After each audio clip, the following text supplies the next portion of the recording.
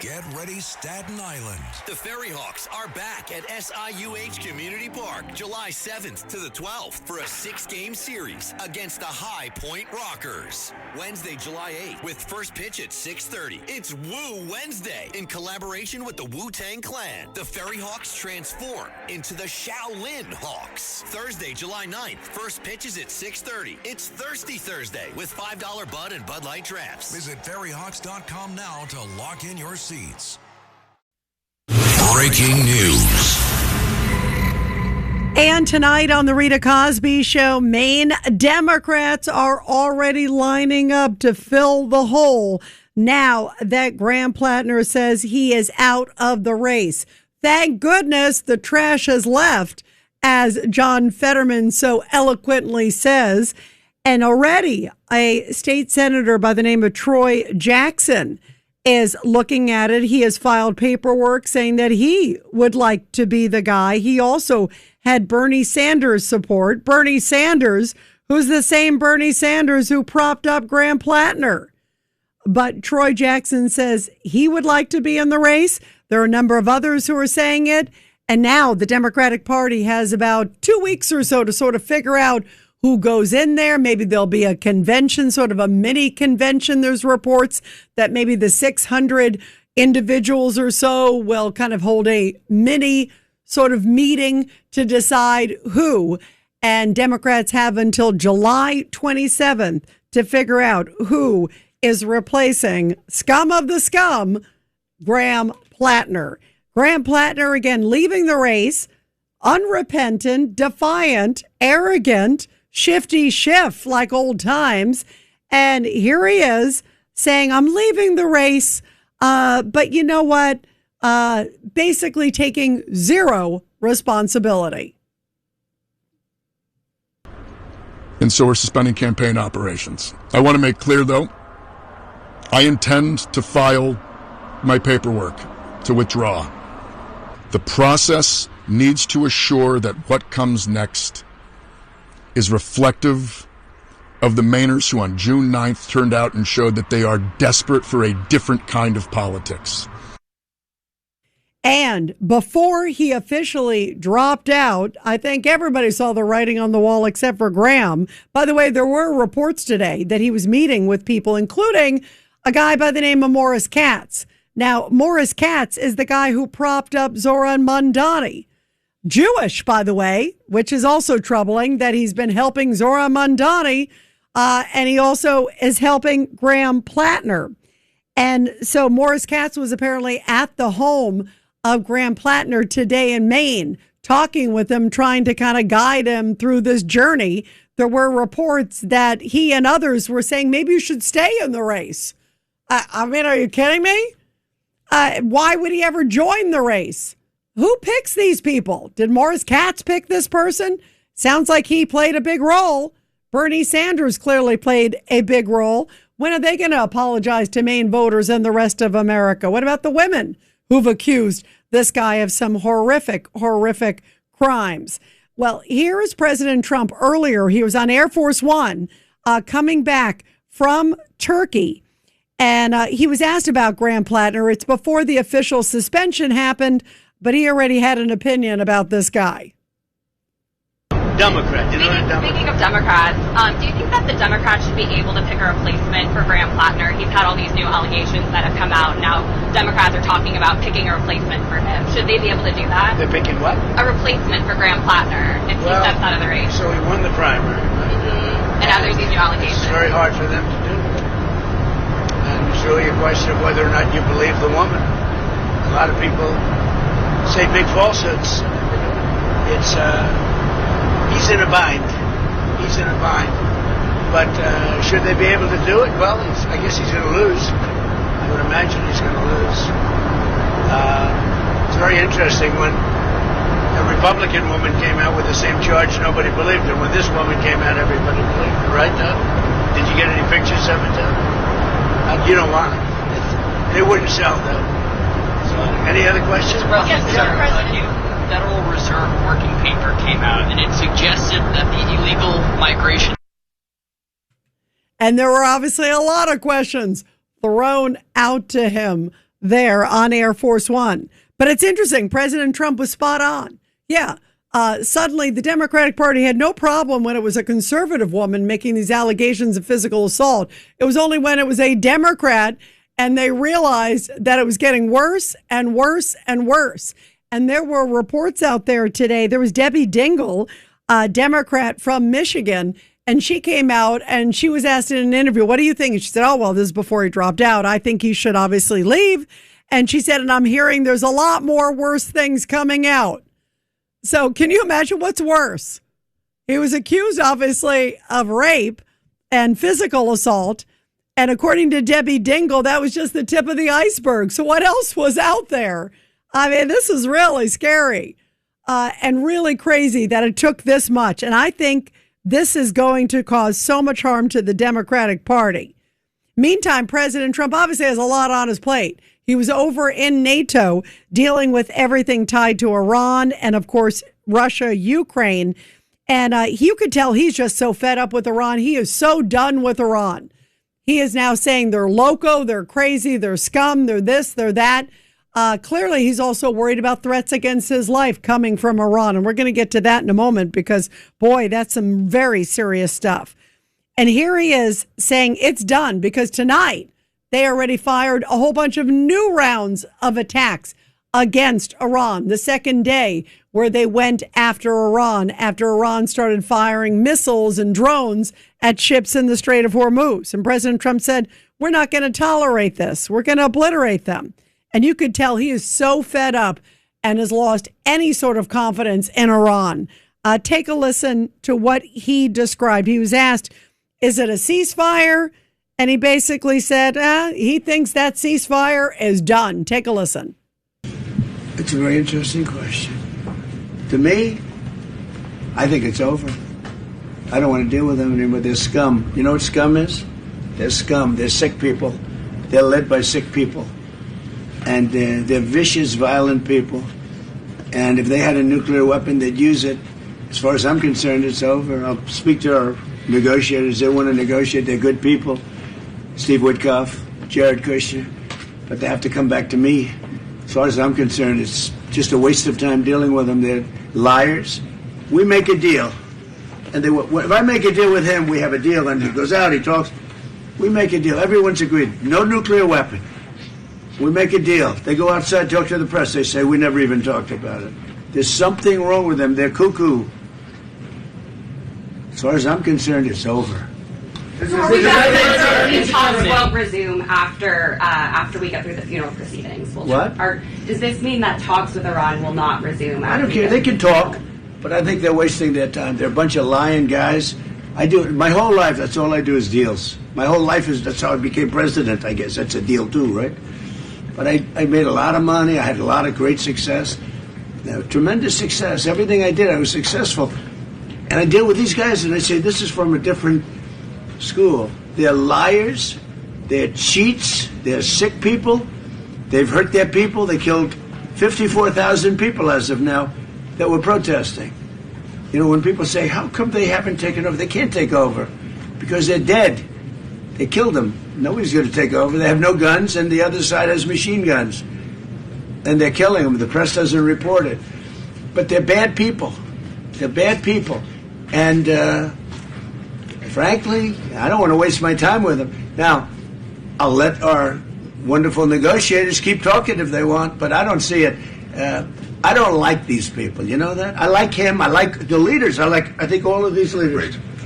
And they love him. I think they didn't treat the United States fairly for many years, but that's okay. But they're sane, rational, good people. Most of them. I don't like a couple of them, to be honest with you. But there are a couple I don't like much. Breaking news. And just in an update from CENTCOM saying that the strikes against Iran have ended for tonight. 90 targets hit just tonight alone. Last night it was about 80 targets hit. A lot of air defenses and also facilities and locations tied to the IRGC, the Iranian Revolutionary Guard Corps. No word yet on what was hit tonight. But an even bigger strike tonight of 90 targets. And based on what you just heard from President Trump, I have a feeling It was a very significant blow. We'll get the after-action reports probably very soon. Meantime, President Trump also saying, guys, that he is very worried. Now, I was just with President Trump, remember, on Friday, and the security around President Trump is massive, just overwhelmingly massive. You can just imagine the amount of threats against this man right now and the threats we have seen. Just even remember Butler and, of course, what happened at the guy near the golf course there in Florida. So many various threats. But you can imagine with Iran and everything else on his plate, it takes guts of steel. And President Trump certainly has that. And today he was asked by reporters why, when he left Turkey, he did not take the new Air Force One. It's a $400 million plane that was given to him as a gift, remember, from Qatar. They said they vetted it and checked it. As it turns out, they obviously had some security question about it because they flew that plane without the president to England. And then in England, it sounds like they did some checks or whatever, showed the plane to troops, and then the president was able to get back on the plane. So whatever it was, obviously wasn't that serious. It was something that they clearly were checking. Maybe they got some intelligence about something or saying don't fly out of Turkey on that plane. Who knows what could have happened? I don't know what the threat was or if there was some sort of security issue with the plane. But whatever it was, obviously it was allayed and he was able to get back on in England and fly home. But listen to this, because this was pretty serious stuff today, obviously. And here's President Trump. He's on Air Force One and he's asked about the threats against him, including from especially Iran. Take a listen. It's a very interesting question. To me, I think it's over. I don't want to deal with them anymore. They're scum. You know what scum is? They're scum. They're sick people. They're led by sick people. And they're vicious, violent people. And if they had a nuclear weapon, they'd use it. As far as I'm concerned, it's over. I'll speak to our negotiators. They want to negotiate. They're good people. Steve Witkoff, Jared Kushner. If I go, you go. In other words, if something happens to us on this plane, you press are with me. Still in good spirits, but clearly concerned about threats against him. I really worry about this president. To me, this is a very, very, very big deal. I want to play, this is Cut 33. This is earlier in the day because you hear the New York Post reporter asking him the question about the plane. Take a listen, and here it is. Here's President Trump. This is in the briefing in Turkey. Thank you, President Trump. Stephen Nelson from the New York Post. I'd like you to address speculation that you're leaving Ankara not in the new Air Force One because of security concerns involving Iran. You've spoken today twice about them possibly assassinating you and possibly being successful. Did that concern have something to do with Well, I speak about it a lot because, you know, the life of a president is very dangerous. It's 5.2%. You know what a race car driver is? 1/10 of 1%. A bull rider, that looks pretty dangerous to me. It's 1/10 of 1%. No, it's 5.2% is you don't make it. You should have told me. You're an excellent reporter. You should have told me that years ago. Maybe I wouldn't have run. It's a very dangerous profession. No, I'm number one on the kill list for Iran. They're lovely people. I'm number one. So I don't know. I can't tell you that, but I don't really care because I'm doing my job and I'm doing it, I hope, better than anybody's ever done it, because we have a country that's hot and really, really successful. But I mention it only because it's on the list. I mean, it came out. There was another list came out yesterday, and I'm number one on. I like being number one on TikTok better, but I'm number one on the list for killing. Go ahead. Hey, Sean McCreesh, New York Times. But why aren't you flying the new plane home? Say what? Why aren't you flying on the new Air Force One home? It's flying to Europe, to one of the big bases, 2 or 3 of the big bases, where we can show it to the people, and we'll be going home by normal methods. But we have it going to Europe to a couple of bases, actually one in particular, but it's going to go to a couple of bases, stop, so the soldiers can see it because it's truly magnificent. Yeah, please. Go ahead. You want to go? Okay, go ahead. Mr. President. And when we come back, we will talk about the threats against President Trump. We'll talk about Graham Platner. There's some new updates on how the main Democratic Party is going to figure out a replacement for him, with the big news just a little bit ago that he is finally dropping out. As Fetterman so eloquently described, the trash took itself out tonight. 1-800-848-9222. And we'll be right back here on The Rita Cosby Show. You're listening to The Rita Cosby Show. Anyone can sell electronics. At Electronics Expo, they do more than sell products. They design, install, and support complete technology solutions. From home theaters and whole home audio to lighting, shades, automation, networking, security cameras, and premium entertainment systems. For over 22 years, they've helped thousands of homeowners experience technology at its very best. See the difference for yourself. Visit their Wayne or Paramus stores in New Jersey or shop now at electronicsexpo.com. Oh, Graham Platner, we will not forget about you. That's for sure. 1-800-848-9222. Matt plays like that. I know the songs. 1-800-848-9222. Let's go to Al in Yonkers, line 5. Go ahead, Al. Yeah, hi, Rita. I'm not convinced that Collins she should win that race. But the problem for the Republicans at the top, the president, history has shown when George Bush ran for re-election in 92, he at the State of the Nation, State of the Union, gave a speech about everything with the international, Iraq, Kuwait, but he failed to talk about the domestic issues. Now, this, I'm seeing a path. Now, the problem is the president has to start talking about health care. They refuse to do it. They refuse to talk about affordability. And if they keep it up with the international and not anything on the domestic level, they might not punish him politically, but they might punish the Republicans.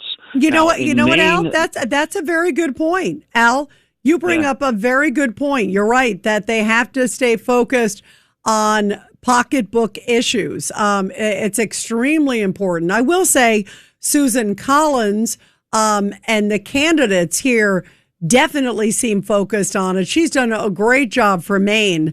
But you're right. You just never know. Breaking news.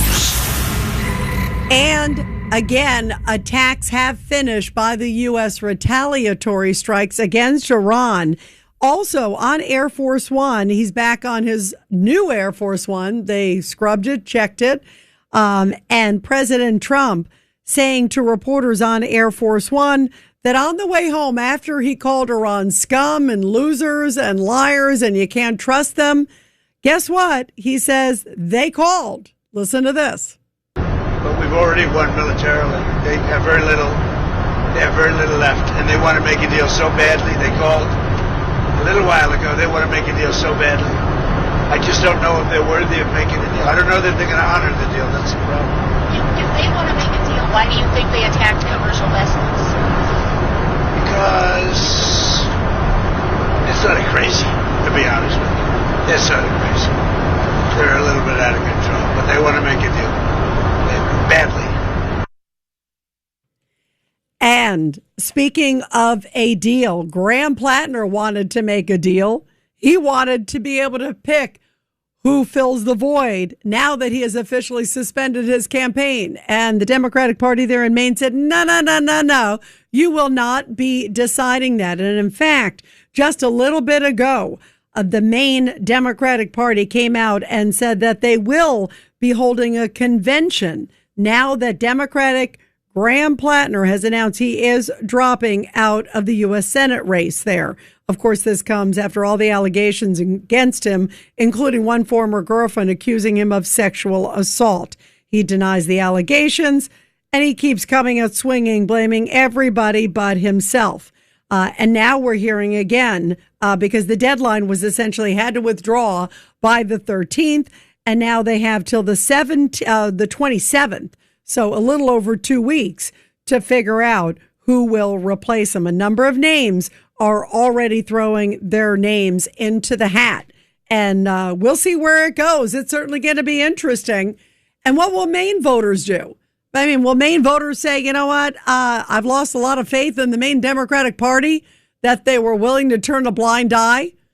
I hope Democrats in Maine just stay home or vote for Susan Collins, one of the two. Because how could you ever respect a party that was willing to turn a blind eye to this creep?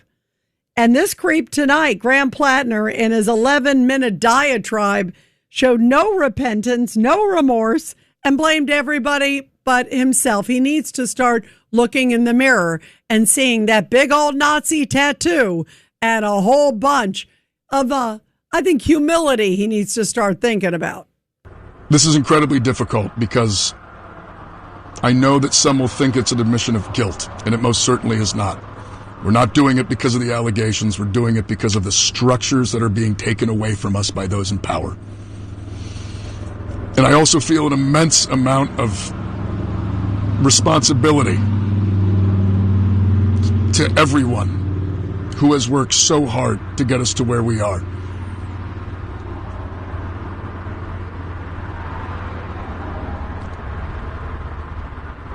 We went toe-to-toe with one of the most entrenched political systems in the history of the world, and we won. We beat them on June 9th in overwhelming numbers. We did it the right way. We built a campaign. We engaged in electoral politics. We motivated people. We banded together. We did it the way that we were told we are supposed to make change. And we won. And now they are not going to let us have it. What kind of an arrogant SOB is that? Wow. They're not going to let us have power. We did it the right way? Is there anybody out there who actually thinks that what he did was the right way? What? All of these accusations, cheating on his wife, wearing a Nazi tattoo, that's the right way? Rape allegations? The list goes on and on and on. He did everything wrong and everything inappropriate. He was the worst candidate I've heard in my lifetime. Really, truly, the worst. And here he is a little bit more blaming everybody else but himself. I think it's really important to understand why this is happening in the timeline, why this is happening right now, much like October when the first attack started, much like the news that was created the week before the primary. There is a reason that this is happening now. I only have until July 13th until I am officially the nominee. This was the last week to try to get me off of the ballot. And that's why this is occurring.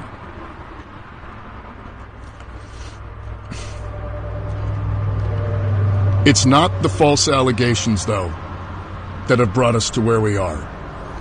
It's the fact that they are being used by the political establishment to put structural pressure on us. We live in a political system that is not built for normal people. It is a system that is built structurally to make sure that movements like ours cannot flourish. That if they begin to succeed, they can be crushed.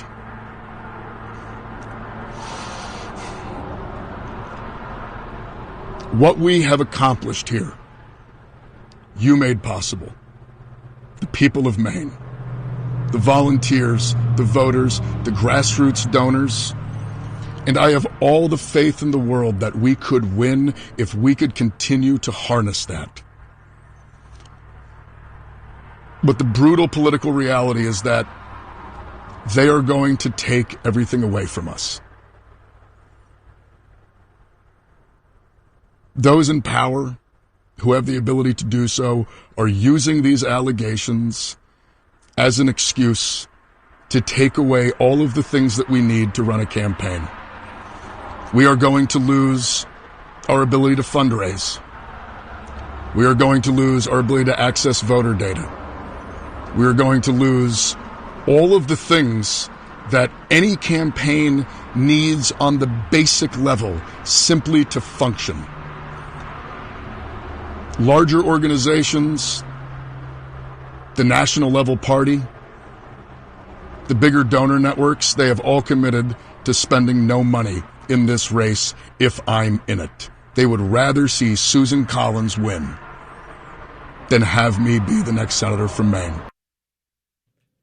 Maybe because they have standards or morals, or maybe because they didn't until they suddenly now are waking up and realizing he really is a scum and he was going to lose probably in the race. I have lost all respect for the Democratic Party, that they were allowing this guy to continue. Ro Khanna, all these people, Bernie Sanders, Elizabeth Warren. I don't want to hear from any of them talking about low standards in politics. They were willing to have this guy go forward. It wasn't until he dropped in the polls that they suddenly decided. This is a whole new low in politics. I've been covering politics, guys, a long time. I was based in Washington. I've covered many presidents, many members of the Senate and the House. I can't think of a lower scumbag than this guy that they were ready to put into office. And they were willing to do it until they saw that the polls had shifted. Kind of like Biden during the debate. That was the Biden that I've been seeing for the last year or two that we all saw. But then suddenly they realized, oh, this isn't good.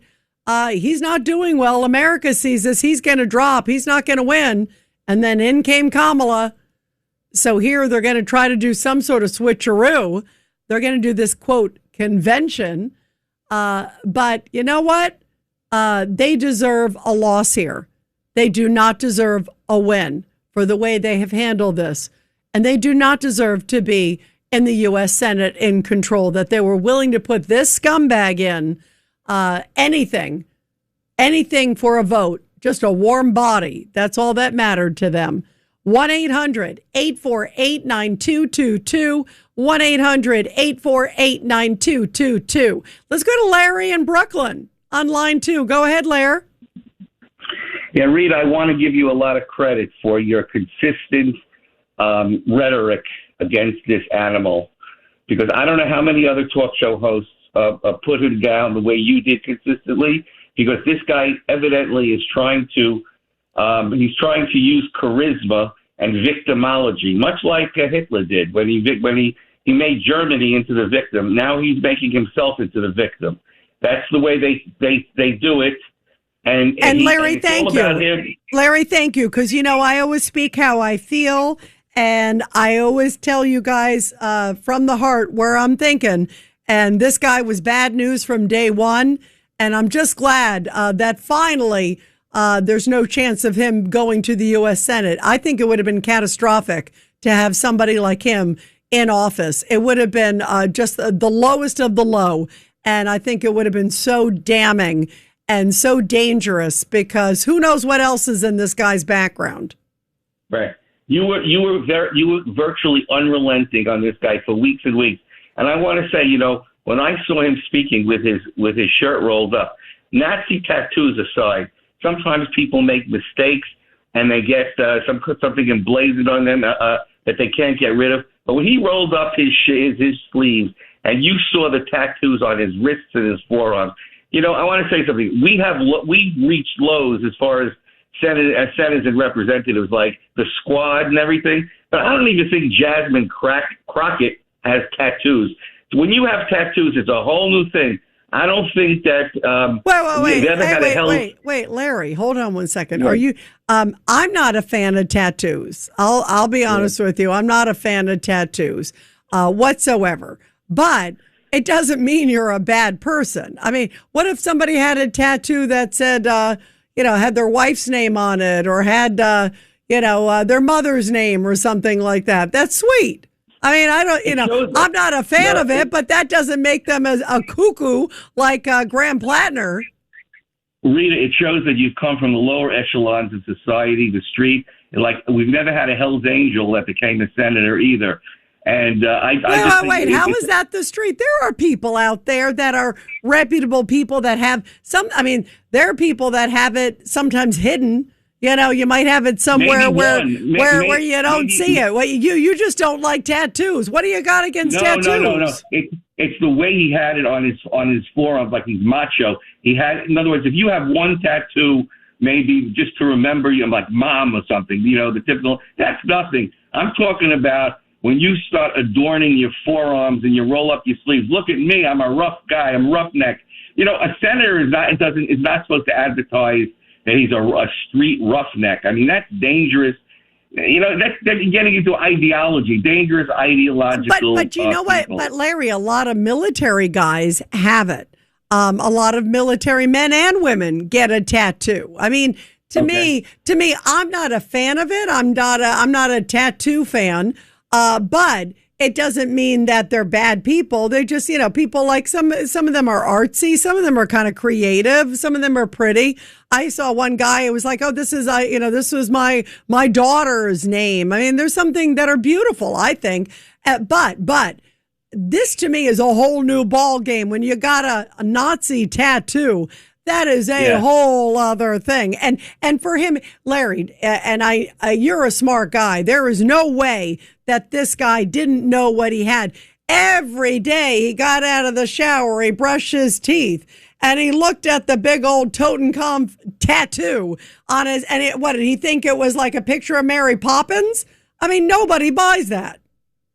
And you got a Morris Katz, you know, it was humiliating. You said that Morris Katz is coaching him. I want to say the shame is that 30% of the non-affiliated Jews are what put Mamdani in. We have a big problem with disaffiliated Jews today. You talk about scum, that's who the real scum is, okay? And I'm a Jewish, and I'm not embarrassed to say it. All the Jews that voted for Mamdani are scum, is what they are, the scum of the earth. Well, you know what, Larry, and I won't call them scum, but what I will say is I will say they're confused. That is for sure. And to me, I just saw a new poll. I think it was a few minutes ago, and I'm going to try to find it here because I want to share it with everybody. I was shocked to hear how many had voted for Mamdani, and also essentially that they had a more favorable view of Mamdani than, and I'm talking about Jews, than Netanyahu. I mean, are you kidding me? Like, that is shocking. Absolutely shocking.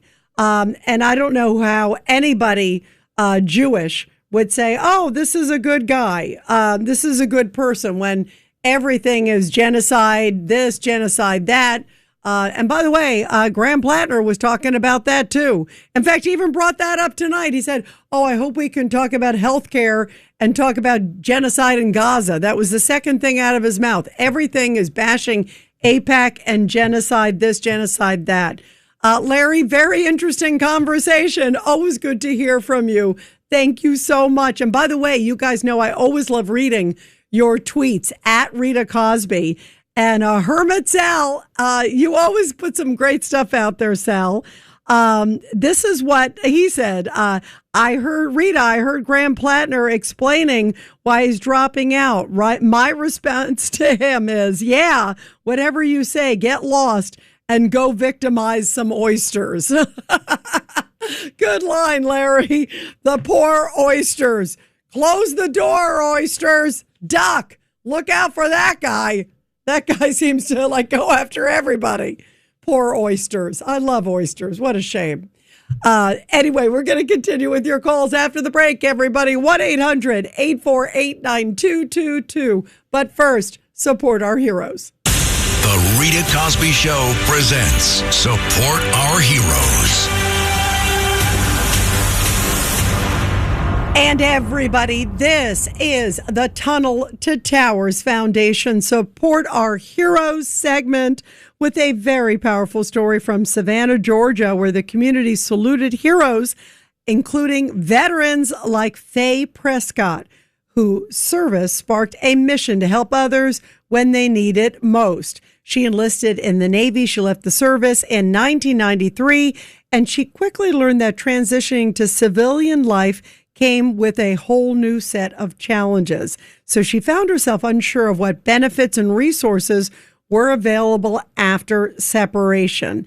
And what motivated her was then to create My Veterans Place Savannah, which is an organization which she founded with her husband, also a veteran, to connect veterans with critical help during their greatest times of need.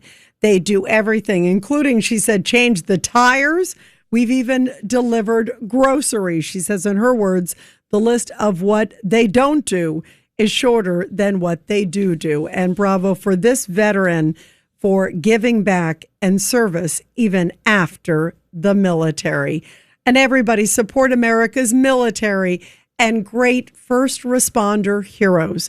All you have to do to make an incredible difference is just donate $11 a month to the awesome Tunnel to Towers Foundation. They are the very best out there. Be sure to check them out at t2t.org. That's T, the number 2, T.org. You're listening to The Rita Cosby Show. And let's continue with your calls. Let's go to Timothy in North Carolina, line 2. Go ahead, Timothy. Well, I just want to say I've been listening to you for about a year probably. Bloomberg Radio was on before you, and then you took over, thank God, because they were left-leaning, and you tell it like it is for your average person like me. And I love you, and thank you for what you do. Timothy, thank you. Where are you in North Carolina? I love North Carolina. Where are you? Where are you based? Shawboro, which is about 45 minutes from the Outer Banks. Oh, beautiful. Beautiful area. That is a gorgeous area. I used to work, by the way, in Charlotte at WBTV. I also went to University of South Carolina, so I know the Carolinas super well. And I love the Carolinas dearly. They're the best, and they're one of the most beautiful states, I think, in this country. You're lucky. That's a gorgeous area too. And Timothy, you know what? We got to speak out. We got to bandy together, right? Good people got to stand up. Amen. Absolutely. And nobody better than, I think, the great people of the Carolinas. Timothy, I am so glad you called in. You got to call back again, and thank you for the very, very sweet words. I really appreciate it. And the great news tonight, Graham Platner's gone. We can celebrate. As Fetterman said, the trash took itself out. He was forced out. Now let's see what the Democratic Party tries to put in round 2.